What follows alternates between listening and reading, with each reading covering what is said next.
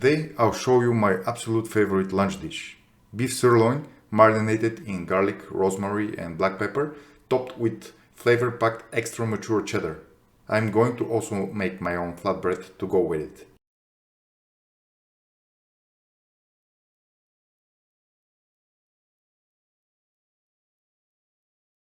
Let me finish this bite and let's begin. I'm using 700 grams of almost frozen beef sirloin, 2 sprigs of rosemary, 3 medium-sized garlic cloves, half a teaspoon of black pepper, or any color really, few tablespoons of good quality extra virgin olive oil and a tablespoon of red wine vinegar. Let's first prepare the marinade. I love using a pestle and mortar for the job as the pounding releases the garlic and rosemary aromas superbly. Also, I might be imagining it, but every time I use cut rosemary in a dish, it becomes a bit bitter, where if I prepare it this way, I just get a nice aroma. Start with the peppercorns and crush them a bit. Next, I'm adding the garlic. Remove the core if it has sprouted and cut it into large chunks. The rosemary goes in, just the leaves though. To separate them, just pinch the stem and run your fingers in the direction opposite to the leaves. Finish with a good teaspoon and a half of salt. It will act as an abrasive during the pounding and will help release all flavors of the ingredients by puncturing the cell walls. Start pounding. Once you have a rough, wet paste, you're done. Next, a tablespoon of vinegar to balance the taste and finally 5-6 tablespoons of extra virgin olive oil. Mix together and the marinade is done.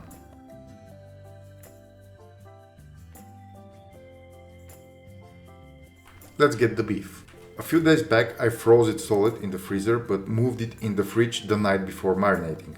This way I will be able to cut the meat, but it will not be flabby or soft and I will be able to get thin even slices. The first step is to clean any gray skin, but you don't have to be too thorough as we are slicing it thinly, so any pieces that will be left are not going to ruin the experience.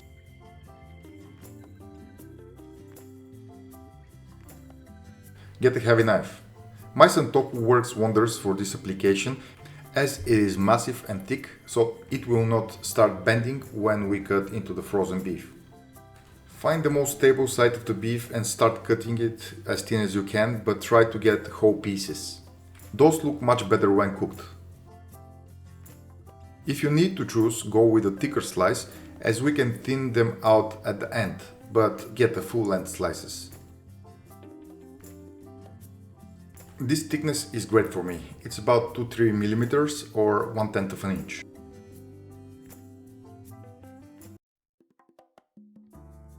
You will inevitably get a few thicker slices. Just put them on the cutting board and smack them a few times with the side of the knife. The direction is down and to the side so the protein fibers can spread. Be careful not to cut yourself.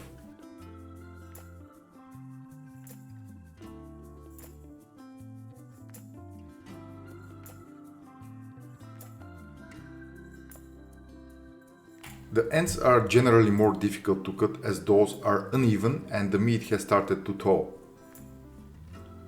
Use the back of the knife to tenderize it with a few strikes and use the side of the knife again. Easy, right? Let's combine everything.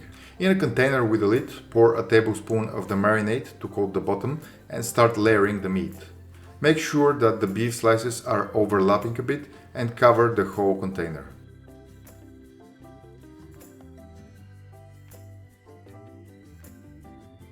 After each layer is done, spread some of the oil, garlic and rosemary on top. You don't need to overdo it. 1.5 tablespoons is more than enough. Make sure to alternate the directions of the beef with each layer. You will thank me when it's time to cook. The meat slices are so thin that they tend to stick to each other. Also, when finishing a layer, press on it gently so the marinade spreads even in the tiniest gaps. Continue until all beef is in the container and pour any leftover marinade.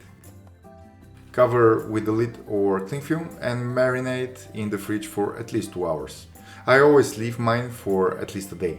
To get the complete joy out of this dish, I recommend you getting some flatbread like lavash. Since I'm too lazy to go to the store and get some, I usually make my own. To make it on the day of the final cook, I measure 100 grams of AP flour, add a pinch of salt, half a teaspoon of soda bicarb. I don't use the soda as a leavening agent, but for the color. This flatbread is usually baked quickly on one side as it is very thin. If you cook it for too long, it can dry out, meaning it will not be soft and bendy at all. Due to the short cook, you can't get any color, unless you use soda bicarb, that is. Half a teaspoon of olive oil and finish with 55 ml of water. Mix it. Turn it out on the work surface and knead it a bit until you get a rough dough and no dry parts remain. About 2-3 minutes. Cover and let rest for 30 minutes. To roll it out, put a decent amount of flour on your worktop. Flatten the dough and coat on both sides. Roll out using your rolling pin, turn 90 degrees and roll out again. Once the circle is about 25 centimeters or 10 inches, make sure the surface of the dough. Using your palms, press lightly and roll outwards. Repeat a few times and unroll.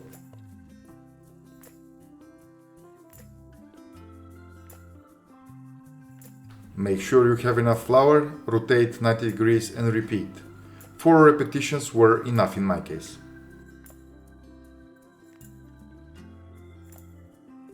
Before you finish, grab the dough rolled around the rolling pin and pull very gently. The final bread is about 50 cm or 20 inches in diameter. Cover with clean cloth until ready to bake. The final ingredient I'll need is 50 grams of extra mature cheddar cheese. I've tried it with the normal stuff, but the taste is not quite there. I want something that's full of umami and complements the beef perfectly.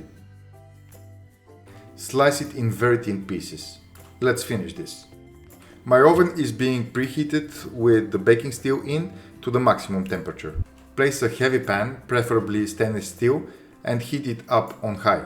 I would not use a non-stick pan as I would want the font on the bottom. When ready, put a tablespoon of butter and start layering the meat straight away. Use your hands to do this, trust me. The very thin beef strips are hard to separate. By the time you manage to do it, the ones that are already in the pan will be overcooked. Layer and overlap a bit. The beef will shrink. By the time you're done layering the beef, it is time to turn it. If you like your beef medium, turn off the stove and you're done. For everyone else, give the beef 30 more seconds on the second side. Perfect time to put the flatbread in the oven.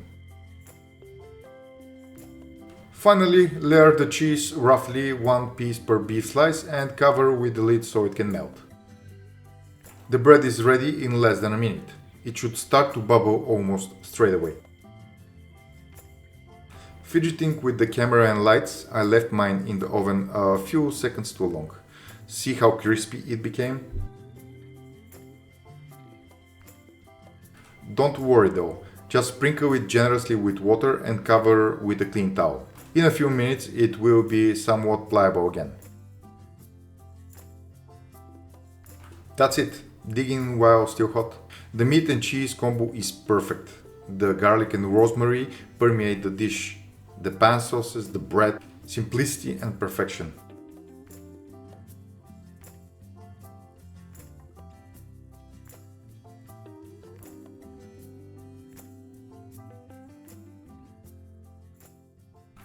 Enjoy.